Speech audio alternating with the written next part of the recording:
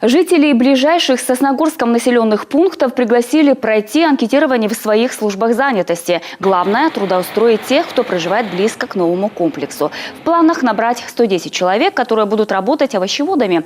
Сейчас разрабатывается учебная программа. Ожидается, что готовить специалистов будут в Сыктывкарском хозяйстве «Пригородный» и в агропромышленном техникуме, который находится в Выльгорде. Форма обучения очная и так называемая дистанционная. Это когда человек, находясь дома, может пройти переобучение и повышение квалификации. Сегодня в связи с тем, что ОТК Сосногорский – это новое тепличное хозяйство 5-го типа, конечно, нам необходимо, может быть, отправить на стажировку наших педагогов для того, чтобы они посмотрели эту новую технологию, для того, чтобы эту всю методику внедрить в учебный план.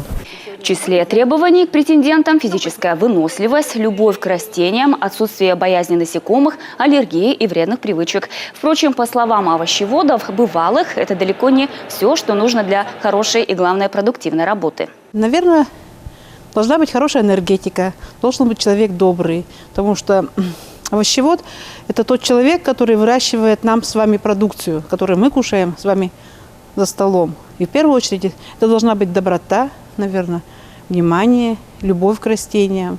Потому что растения такие же живые, и они очень чувствуют все это. В середине января в Сосногорске завершился нулевой цикл строительства будущего тепличного комплекса. По планам инвесторов, уже в марте начнется возведение теплиц на отведенной территории, а через 6 месяцев – установка оборудования. Ожидается, что уже в 4-м квартале этого года здесь соберут несколько сотен тонн огурцов и томатов. Мы отработали уже 3 дорожные карты, я скажу, очень быстро и эффективно, не было провалов.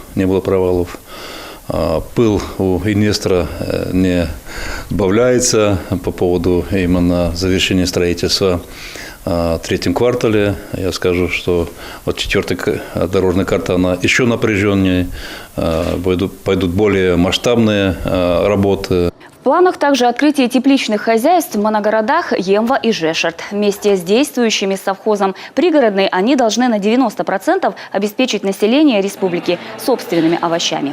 Анастасия Тюрнина, Павел Люлянмен, телеканал Юрган.